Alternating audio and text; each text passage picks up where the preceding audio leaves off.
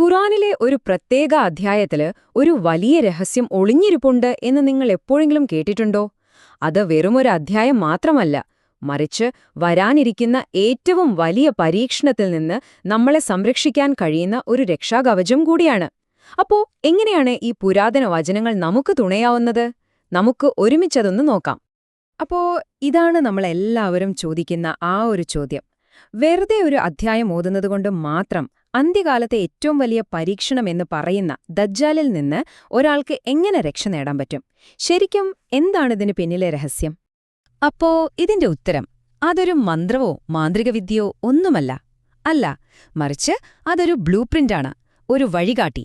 അതായത് വരാനിരിക്കുന്ന വലിയ പരീക്ഷണങ്ങളെയൊക്കെ അതിജീവിക്കാൻ നമ്മളെ പഠിപ്പിക്കുന്ന നല്ല ആഴത്തിലുള്ള പാഠങ്ങൾ നിറഞ്ഞ ഒരു രൂപരേഖ. ശരി, അപ്പൊ നമുക്ക് ആദ്യത്തെ പാഠത്തിലേക്ക് കടക്കാം, അല്ലേ?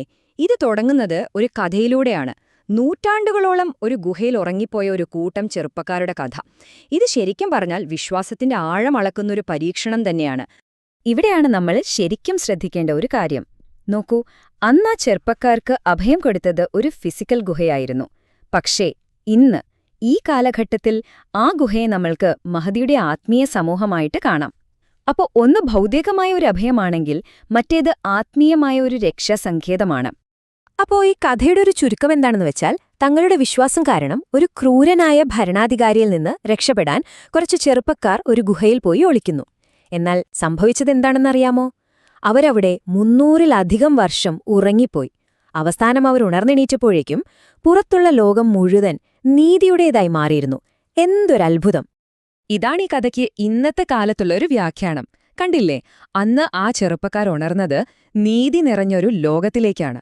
അതുപോലെ തന്നെ ഇന്ന് മഹ്ദിയുടെ കൂടെ ആത്മീയ അഭയം തേടുന്നവരെ വരാനിരിക്കുന്ന ആ നീതിയുടെ ലോകത്തിനു വേണ്ടി ദൈവം ഒരുക്കുകയാണ് എന്ന് വേണം നമ്മൾ മനസ്സിലാക്കാൻ. ചുരുക്കി പറഞ്ഞാൽ, യഥാർത്ഥ വിശ്വാസം നമ്മൾ മുറുകെ പിടിച്ചാൽ അതൊരു പുതിയ തുടക്കത്തിലേക്ക് നമ്മളെ നയിക്കും, തീർച്ച. ഓക്കെ, ഇനി നമുക്ക് രണ്ടാമത്തെ പാഠത്തിലേക്ക് പോകാം. ഇതൊരു യാത്രയുടെ കഥയാണ്. മൂസാ നബിയും അസാധാരണമായ ജ്ഞാനമുള്ള ഒരു വ്യക്തിയും ഒരുമിച്ച് നടത്തുന്നൊരു യാത്ര. ഇത് ശരിക്കും പറഞ്ഞാൽ സമർപ്പണത്തിന്റെ ഒരു പരീക്ഷണമാണ്.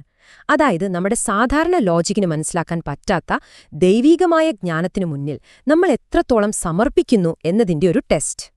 ഈ യാത്രയ്ക്കിടയിൽ മൂസാ നബിയുടെ കൂടെയുള്ളയാൾ വളരെ വിചിത്രമായ 3 കാര്യങ്ങൾ ചെയ്തു. ഒന്നാമത്തേത്, ഒരു പാവപ്പെട്ടയാളുടെ കപ്പലിൽ ഒരു ഓട്ടയുണ്ടാക്കി. രണ്ടാമത്തേത്, ഒരു കൊച്ചുകുട്ടിയെ വധിച്ചു. മൂന്നാമത്തേത്, അവരെ ഒട്ടും സഹായിക്കാത്തൊരു ഗ്രാമത്തിലെ പൊളിഞ്ഞ മതിൽ വെറുതെ പോയി നന്നാക്കിക്കൊടുത്തു. ഒറ്റനോട്ടത്ത് നോക്കിയാൽ ഇതൊക്കെ ശുദ്ധ അന്യായമല്ലേ? സ്വാഭാവികമായും ഈ ഓരോ പ്രവൃത്തിയും മൂസാ നബിയുടെ ക്ഷമയെയും വിശ്വാസത്തെയും വല്ലാതെ പരീക്ഷിച്ചു. പക്ഷേ ഈ ഓരോ പ്രവൃത്തിക്ക് പിന്നിലും നമുക്ക് ചിന്തിക്കാൻ പറ്റാത്തത്ര ആഴത്തിലുള്ളൊരു കാരണമുണ്ടായിരുന്നു. ആ കപ്പലിൽ ഓട്ടയുണ്ടാക്കിയത് എന്തിനാണെന്നോ? മുന്നോട്ടു പോകുമ്പോൾ ഒരു ക്രൂരനായ രാജാവ് നല്ല കപ്പലുകളെല്ലാം പിടിച്ചെടുക്കുമായിരുന്നു. അതിൽ നിന്ന് ആ പാവങ്ങളെ രക്ഷിക്കാൻ വേണ്ടിയായിരുന്നു അത്. ആ കുട്ടിയെ വധിച്ചതോ? അവൻ വളർന്നു വലുതായി അവന്റെ മാതാപിതാക്കൾക്ക് തന്നെ ഒരു വലിയ ദുരന്തമായി മാറുമായിരുന്നു. അത് തടയാനായിരുന്നു. ഇനി ആ മതിൽ നന്നാക്കിയതോ? ആ മതിലിന്റെ താഴെ 2 അനാഥ കുട്ടികൾക്ക് അവകാശപ്പെട്ട ഒരു നിധി ഒളിപ്പിച്ചു വെച്ചിട്ടുണ്ടായിരുന്നു. അത് സംരക്ഷിക്കാനായിരുന്നു. കണ്ടോ, ഇതാണ് മൂസാനബിക്ക് തുടക്കത്തിൽ മനസ്സിലാക്കാൻ കഴിയാതെ പോയ ആ ദൈവീകമായ ജ്ഞാനം. ഇവിടെയാണ് നമ്മൾ ഇന്നത്തെ കാലവുമായി ഇതിനെ ബന്ധിപ്പിക്കേണ്ടത്. എങ്ങനെയാണോ മൂസാനബി പരീക്ഷിക്കപ്പെട്ടത്, അതുപോലെ തന്നെ മഹദിയുടെ അനുയായികളും പരീക്ഷിക്കപ്പെടും. ഒറ്റനോട്ടത്തിൽ നമുക്ക് ഒരു യുക്തിക്കും നിരക്കാത്തത്, അല്ലെങ്കിൽ സമൂഹത്തിന് തന്നെ ദോഷകരമാണെന്ന് തോന്നുന്ന തീരുമാനങ്ങൾ മഹദി എടുക്കുമ്പോൾ അതിനു പിന്നിലൊരു വലിയ ദൈവീക പദ്ധതിയുണ്ടെന്ന് വിശ്വസിക്കുക. അതാണ് യഥാർത്ഥ പരീക്ഷണം.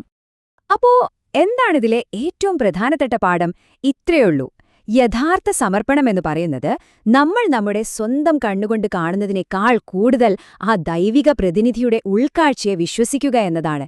നമ്മുടെ ഈ ചെറിയ അറിവിനുമപ്പുറത്തുള്ള ആ വലിയ ചിത്രത്തിൽ പൂർണ്ണമായി വിശ്വാസമർപ്പിക്കുക. ശരി, ഇനി നമുക്ക് മൂന്നാമത്തെയും അവസാനത്തെയും പാഠത്തിലേക്ക് വരാം. ഇത് ദുൽഖർനൈൻ എന്നു പേരുള്ള ഒരു നീതിമാനായ രാജാവിന്റെ കഥയാണ്. ഇത് അധികാരത്തെയും ശക്തിയെയും കുറിച്ചുള്ള ഒരു പരീക്ഷണമാണ്. ദുൽഖർനൈൻ രാജാവ് ഒരു വലിയ മതില് പണിതു, അല്ലേ? അതെന്തിനായിരുന്നു? തിന്മയുടെ ശക്തികളിൽ നിന്ന് സാധാരണ ജനങ്ങളെ സംരക്ഷിക്കാൻ. ഇത് ശരിക്കും പറഞ്ഞാൽ മഹ്ദി സ്ഥാപിക്കാൻ പോകുന്ന ആ നീതിയുടെ സമൂഹത്തിന്റെ ഒരു പ്രതീകമാണ്.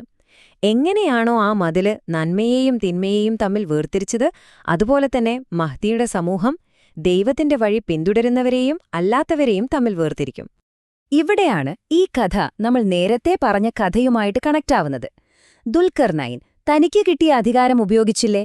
അതുപോലെ മഹദിയും തനിക്ക് ലഭിക്കുന്ന ദൈവികമായ അധികാരം ഉപയോഗിച്ച് ഒരു വലിയ നിധി പുറത്തെടുക്കും.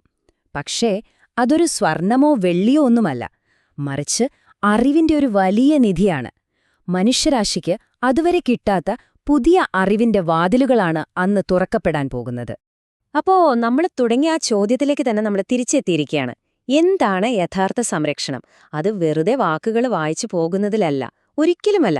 മറിച്ച് അതിന്റെയൊക്കെ ആഴത്തിലുള്ള അർത്ഥം മനസ്സിലാക്കി നമ്മുടെ ജീവിതത്തിൽ പകർത്തുന്നതിലാണ് ആ സംരക്ഷണം ഇരിക്കുന്നത്. ചുരുക്കി പറഞ്ഞാൽ സൂറത്തുൽ കഹ്ഫ് എന്ന് പറയുന്നത് ഒരു വെറും അധ്യായം മാത്രമല്ല, അത് നമ്മളെ ചിന്തിപ്പിക്കാനും ശരിയായി പ്രവർത്തിക്കാനും പഠിപ്പിക്കുന്ന ഒരു ഗൈഡാണ്. വിശ്വാസം, പൂർണ്ണമായ സമർപ്പണം, പിന്നെ ദൈവികമായ അധികാരത്തെ എങ്ങനെ തിരിച്ചറിയാം, ഇങ്ങനെയുള്ള പാഠങ്ങളെല്ലാം അടങ്ങിയ ജീവിതത്തിലെ ഏത് പരീക്ഷണങ്ങളെയും നേരിടാനുള്ള ഒരു ആത്മീയ ടൂൾ കിറ്റാണത്.